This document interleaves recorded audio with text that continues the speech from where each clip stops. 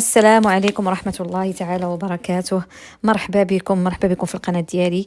وسمحوا لي بزاف، سمحوا لي تعطلت عليكم يعني لظروف خاصة، راك عارفين الغربة وإيدينا بوحدنا والوليدات وهذه المهم بلا ما نطول عليكم. المهم جيت اليوم وجدت لكم واحد الموضوع مهم جدا بالنسبة للعائلات اللي عايشين في إيطاليا، بغيت نقترحوا عليكم. وهذا الشيء اللي غادي نولي ندير لكم ان شاء الله، غادي نحطوا لكم دائما ان شاء الله في الوقت اللي نسمع شي حاجه الجديد ديال القانون ديال ايطاليا ان شاء الله غنبدا نحطوا لكم ان شاء الله باذن الله.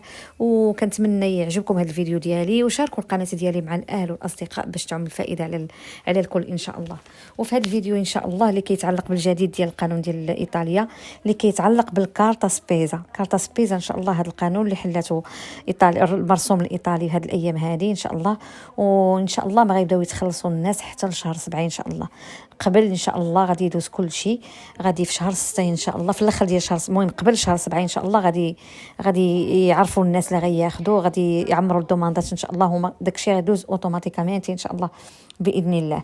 هاد الكارتا سبيزا هذه اللي غادي دير الدوله الايطاليه باش تعاون العائلات اللي عندها الدخل قليل وعندها وليدات صغار، بحكم نتوما عرفتوا الغلاء ديال الاسعار دابا، يعني اش غنقول لكم، لا حول ولا قوه الا بالله. كنطلبوا الله يا ربي يفرجها علينا، الغلاء ديال الاسعار اللي كاين دابا في هذه الازمه ديال الحرب هذه. هما داكشي اللي جاروا هذه الكارطه هذه ديال لا سبيزا، غادي تفعل قبل شهر 7 كيف ما قلت لكم في الاول ان شاء الله، وغادي يبدا الخلاص ديالها في شهر 7 ان شاء الله. ما غاديش بالنسبه للناس اللي عندهم ليزي كيسوبيري 15000 اورو ما غيستافدوش منها، غيستافدوا منها غير الناس اللي عندهم ليزي قل من 15000 اورو. وهاد الكارطه هذه غتكون فيها لا سومه ديال 382 الاورو ان شاء الله باذن الله، وخاصه غير بالمواد الاوليه والفواتير، وما غاديش يكون فيها كل شيء، يعني تقدى بها كل شيء، غتقدى بها غير المواد الضروريه، يعني بالمفهوم ديال العربيه ان شاء الله غتقدوا بها غير المواد الاوليه، وغادي تدوز اوتوماتيكامين كما قلت لك من النيبس هما اللي غيختاروا الناس اللي غادي يكون عندهم الحق في هذه الكارطه هذه. والشروط ديالها كيف ما قلت لكم، بالنسبه لليزي ما يكونش كيسوبيري 15000 اورو، وما يكونش ليزي كورينتي، خصو يكون ريزي اورديناريو. هاد الشروط هي داخله فيها.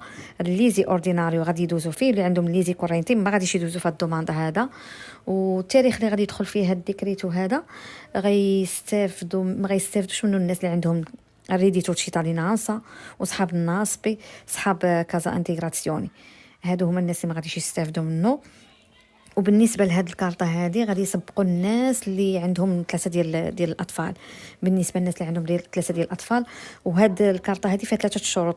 الشرط الاول هو الناس اللي عندها 3 ديال الوليدات، واخر واحد يكون عندهم شي واحد، ماشي اخر واحد، يكون عندهم شي واحد زيد قبل 31/12/2009. هذا هو الشرط الاول. والشرط الثاني حتى هو يكون عندهم 3 ديال الاطفال، ويكون عندهم شي واحد زيد 31/12/2005. وما سبق غيكون الناس اللي ما عندهمش، عندهم دخل قليل بزاف، اولا ما خدامينش، اولا ما عندهمش يعني واحد المدخول شهري اللي كيتقداو منه المواد الاوليه. والناس الكبار حتى هما اللي ما عندهمش الصحه باش يخدموا. اما بالنسبه اللي عندهم الناس اللي عندهم الصحه باش يخدموا، واللي عندهم ريديتو تشيتالينانسا، واللي عندهم ناسبي، واللي عندهم كازا انتيغراسيوني، هاد الناس هادو ما غاديش يستافدوا منها.